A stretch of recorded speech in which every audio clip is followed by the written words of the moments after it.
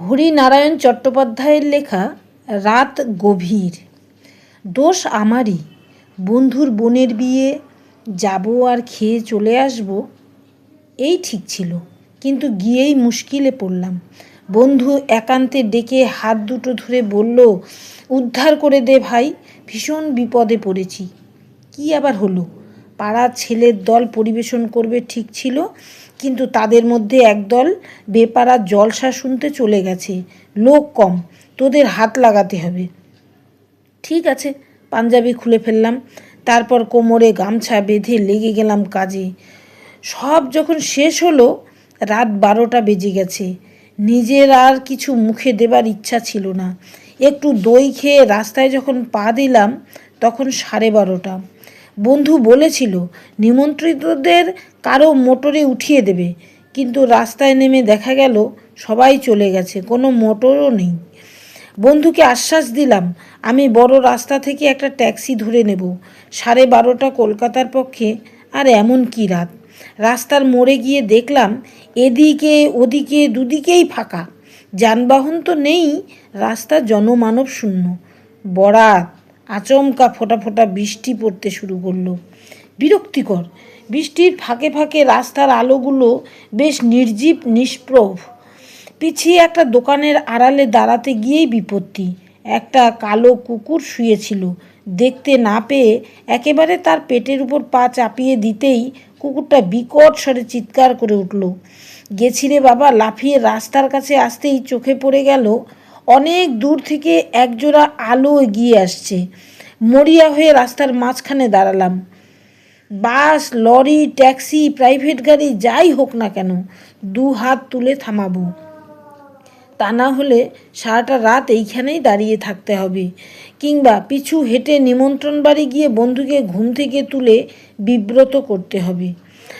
আলো দুটো খুব ধীরে এগোচ্ছে। মাঝে মাঝে সন্দেহ হলো বুঝিবা থেমেই আছে, আর এদিকে আসবেই না। পকেট থেকে রুমাল বের করে সবে ভিজে মাথাটা মুছে নিচ্ছি, আচমকা কর্কশ কণ্ঠস্বরে চমকে উঠলাম। কি মশাই, রাস্তার মাঝখানে নটরাজ নৃত্য দেখাচ্ছেন নাকি? তারপর চাপা দিলেই তো চটে যাবেন। তাড়াতাড়ি রাস্তা থেকে সরে এসেই লক্ষ্য করলাম একটা মিনি বাস। দূরের আলো জোড়াও আর দেখা গেল না। তার মানে দূরের আলো দুটো ওই মিনি বাসেরই। হঠাৎ খুব দ্রুত এসে পড়েছে। দাঁড়াও দাঁড়াও, আমি উঠব। মিনি বাস থামলো। হাতল ধরে উঠে পড়লাম। মিনি বাস একেবারে ফাঁকা। অবশ্য এই মাঝরাতেরও পরে যাত্রী আর কোথায় পাবে। পিছনের সিটে বসে স্বস্তির নিঃশ্বাস ফেললাম। মাথাটা ভালো করে মোছা হয়নি। কোচার খুঁট খুলে জোরে জোরে মুছে নিলাম। আমার আবার সর্দির ধাত। মাথায় জল বসলেই বেদম কাশি শুরু হবে। উফ, মনে হলো হাতের উপর কে যেন বরফের টুকরো চেপে ধরেছে। মুখ তুলে দেখলাম একটা ছোকরা আমার হাতে টোকা দিচ্ছে। দাদা, টিকিটটা করবেন? জিজ্ঞাসা করলাম, ঢাকুরিয়া যাবে তো? হ্যাঁ যাবে, যেতেই হবে। কত ভাড়া? 3 টাকা। 3 টাকা 90 পয়সা করে যাই যে। কথাটা বলেই বুঝতে পারলাম ঠিক বলিনি। দিনের বেলা যা রেট, এই মাঝরাতে দুর্যোগে সে রেট কখনো হতে পারে? বাড়তি পয়সা বোধ হয় ড্রাইভার কন্ট্রাক্টরের পকেটে যাবে। কোনো কথা না বলে 3টে টাকা এগিয়ে দিলাম। টিকিট দিতে দিতে লোকটা বলল, এ মিনি বাসে যেখানে যাবেন 1 ভাড়া, সামনের স্টপেজে নামলেও ওই 3 টাকা। লোকটার সঙ্গে তর্ক করতে ইচ্ছা হলো না। বলুক যা ইচ্ছা, মাঝরাতে যে পৌঁছে দিচ্ছে, এটাই আমার ভাগ্য। সিটে হেলান দিয়ে বাইরের দিকে দেখলাম, সব ঝাপসা, কিচ্ছু দেখা যাচ্ছে না। মিনি বাস খুব জোরে ছুটছে। এত রাতে পথিক নেই, ট্রাফিক সিগন্যালের বালাই নেই, তাই এত বেপরোয়া গতি। কিছুক্ষণ পরে ঘুমে চোখ বুজে গেল। ঘুমিয়ে পড়লেও অসুবিধা নেই, লোকটা আমি কোথায় নামবো জানে, ঢাকুরিয়া এলে ঠিক ডেকে দেবে। এক সময়ে ঘুম ভাঙল। মিনি বাস একভাবে ছুটছে। চোখ হাত ঘড়ির দিকে পড়তেই চমকে গেলাম। রাত 2:30। যেভাবে মিনি বাস ছুটছে, এতক্ষণে কখন ঢাকুরিয়া পৌঁছে যাবার কথা? জিজ্ঞাসা করবার জন্য এদিক ওদিক দেখি অবাক হলাম। মিনি বাস খালি, কেউ কোথাও নেই। ও মশাই, শুনছেন? ঠিক রুটে যাচ্ছেন তো? ঢাকুরিয়া পিছনে ফেলে এলেন নাকি? কোনো উত্তর নেই। আশ্চর্য, গেল কোথায় লোকটা? আমি যখন ঘুমিয়ে পড়েছিলাম তখন বোধহয় মিনি বাস থামিয়ে লোকটা নেমে গেছে, কিন্তু এভাবে মাঝপথে কি নেমে পড়তে পারে? ঝড়ের বেগে মিনি বাস ছুটছে, মনে হচ্ছে মাঝে মাঝে চাকাগুলো যেন রাস্তাই ছুটছে না। ঢাকুরিয়া কখন পার হয়ে গেছে, নিচু হয়ে দেখলাম দুপাশে ঝোপ জঙ্গল, জোনাকির বাহার। শহর ছাড়িয়ে গায়ের মধ্য দিয়ে কোথায় চলছে মিনিবাস। আমি এগিয়ে একেবারে সামনের সিটে গিয়ে বসলাম। ঝুঁকে পড়ে ড্রাইভারকে বললাম, দাদা কোথায় চলেছেন? জায়গাটার নাম কি? ড্রাইভার পিছনে ফিরল না, গম্ভীর গলায় বলল, আমি বলবো কি করে? কন্ট্রাক্টর ঘন্টা না দিলে আমি বাস থামাই কি করে? কিন্তু ঘন্টা দেবে কে? কন্ট্রাক্টর তো কখন নেমে গেছে। এবার ড্রাইভার পিছন ফিরল। এই পেঁচি ভূতগুলোর কথা আর বলবেন না মশাই, এই আছে এই নেই, এদের সঙ্গে একসঙ্গে কাজ করাই ঝকমারি। আমার মেরুদণ্ড বেয়ে শীতল প্রবাহ, সমস্ত শরীর কেঁপে উঠল থরথরিয়ে। মানুষ নয়, নরকঙ্কাল। চোখের দুটো গর্তের মধ্যে লাল আলোর শিখা। কথা বলবার সময় দাঁতগুলো মরমর করে উঠল, গলা দিয়ে ভয়ার্ত স্বর বেরোলো, আপনি? আবার ড্রাইভার হেসে উঠল, দু হাতে পাশা নাড়লে যেমন শব্দ হয় তেমনই আওয়াজ। আমি? এই দেখুন। কঙ্কাল হাত দিয়ে ড্রাইভার একটা পৈতা তুলে ধরল। খানদানি ব্রহ্মদত্তী, বর্ণশ্রেষ্ঠ ব্রাহ্মণ ছিলাম। আমার সঙ্গে ওদের তুলনা? মরেওছি ব্রাহ্মণের হাতে। ড্রাইভার মুখ ফিরিয়ে আবার স্টিয়ারিংয়ের দিকে নজর দিল। কি দাদা, লাফিয়ে লাফিয়ে বেড়াচ্ছেন কেন? টিকিট করেছেন? পিছন থেকে কন্ডাক্টরের কণ্ঠ, লোকটা হঠাৎ এলো কোথা থেকে? কিন্তু কোথায় লোকটা? শার্ট প্যান্ট কাঁধে ব্যাগ সব ঠিক আছে, কিন্তু লোকের চিহ্ন নেই।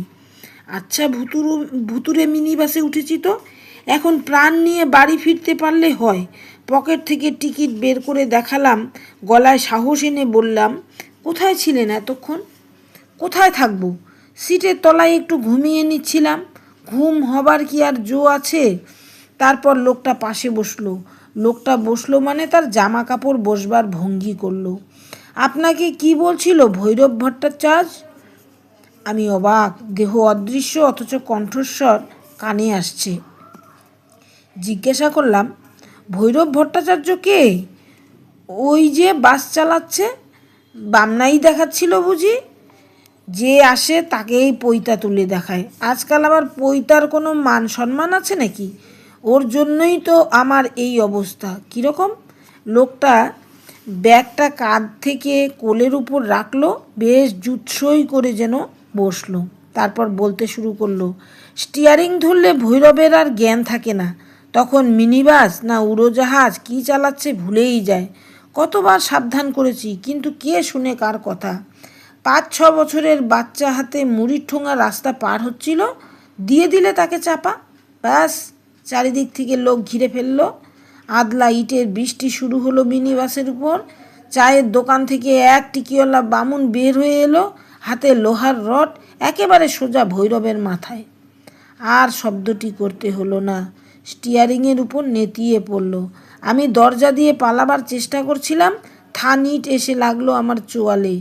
বাপ বলে ডিগবাজি খেয়ে রাস্তার উপরে পড়লাম। সেই থেকে এই অবস্থা। ভৈরব বামুনের হাতে গেছে, নিজে বামুন তাই ব্রহ্মদত্তী, আর আমি। কথা আর শেষ হলো না। ভৈরব ভট্টাচার্য হুঙ্কার দিয়ে উঠল, দেখ গুপে, প্যাসেঞ্জারকে যা তা বোঝাসনি। তুইও তো বললি সব ঠিক আছে, চালাও জোরে, বাবুদের অফিসে দেরি হয়ে যাবে। খবরদার, কপালের নিচে অমন ড্যাপড্যাপে একজোড়া চোখ রয়েছে কিসের জন্য? রাস্তার লোকজন দেখতে পাও না? আমি বলবো তবে থামবে? এবারে ওদের চেহারা দেখা গেল, চেহারা মানে কঙ্কাল। চেঁচামেচি হইচই, শেষকালে হাতাহাতি, সর্বনাশ। ভৈরব ভট্টাচার্য স্টিয়ারিং ছেড়ে বাসের ভিতরে হাত বাড়ালো। আজ তোর একদিন কি আমার একদিন। একবার ইটের ঘায়ে কাবাব হয়েছিস, এবার আমার হাতে মরবি। গুপেও আস্তিন গুটিয়ে রুখে দাঁড়ালো, আঙুলের হাড়গুলো মরমর করে উঠল। ব্যাগটা ছুঁড়ে ফেলে দিল বাসের মেঝের উপর। বেশ, হয়ে যাক, দাদা বলে এতদিন কিছু বলিনি, কিন্তু আর মানুষ নই যে মিথ্যা কথা সহ্য করব, অপমান গায়ে মাখব না, দেখি কার হারে কত শক্তি। আমি মহা মুশকিলে পড়লাম। দুই কঙ্কালের মাঝখানে আমি। লড়াই হলে বেশিরভাগ চোট আমার উপর দিয়েই যাবে। স্টিয়ারিং ছেড়ে ভৈরব ভট্টাচার্য ভিতরে চলে এসেছে। স্টিয়ারিংয়ে কেউ নেই, অথচ ভুতুড়ে বাস উদ্দাম বেগে ছুটেছে। বুঝতে পারলাম এখনই আশেপাশের দোকান থেকে কলিশন হবে, মিনি বাস চুরমার, সেই সঙ্গে আমিও। অনেকগুলো উত্তেজিত কণ্ঠস্বর, কেউ ভৈরব ভট্টাচার্যের পক্ষে সমর্থন করছে, কেউ গুপির। কিন্তু বাস তো খালি ছিল, এতগুলো লোক এলো কোথা থেকে? মুখ ফিরিয়ে যা দেখলাম তাতে আমার মাথার চুল সজারুর কাটার মতো খাড়া হয়ে উঠল। মনে হলো বুকের টুকটুক শব্দ বুঝি বন্ধ হয়ে গেল। একেবারে সামনের সিটে আমার পাশে তখন হালদারের দাদামশাই, মাস দুয়েক আগে যিনি বাজার থেকে আসবার সময় বাসের চাকার তলায় একেবারে থেতলে গিয়েছিলেন। তার পিছনের লোকটিও আমার খুব চেনা, আমার অফিসের দপ্তরি, যে কদিন আগে অফিসের সামনে ট্রাম থেকে নেমে রাস্তা পার হবার সময় বাসের তলায় গুড়িয়ে ছাতু হয়ে গিয়েছিল। আর একজনকে চিনতে পারলাম, আমাদের ঝিয়ের 7 বছরের ছেলে রতন, সেও মারা গেছে বাসের চাকায়। বাকি লোকগুলোকে ঠিক বুঝতে পারলাম না, তবে রক্ত মাংসের মানুষ কেউ নয়, সবাই কঙ্কাল। বিকট চিৎকার আর হাড়ের হাততালি, কানে তালা ধরার শব্দ। লড়ে যা ভৈরব, গুপি, দেখি তোর কত মুরত। আর একদল চেঁচাচ্ছে, সাবাস গুপি, একটা আপার কাট, ভৈরবকে ঠান্ডা করে দে। একবার ভাবলাম যা থাকে কপালে, বাস থেকে দিয়ে এক লাভ, কিন্তু ছুটন্ত এই বাস থেকে লাভ দিলে নির্ঘাত মৃত্যু। তাছাড়া নামবার জায়গা আটকেই তো যত সব মারামারি। হঠাৎ প্রচণ্ড একটা শব্দ, মনে হলো মিনি বাসটা 2 হাতে তুলে কে যেন আছড়ে ফেলল। হাড়ের খটাখট, কলকবজার ঝনঝনাত, সব লোকগুলো বুঝি তালগোল পাকিয়ে গেল। আমি বিদ্যুৎ গতিতে ছিটকে বাইরে গিয়ে পড়লাম। কতক্ষণ পড়েছিলাম জানি না। জ্ঞান হতে ব্যাঙের কর্কশ ঐকতান কানে এলো।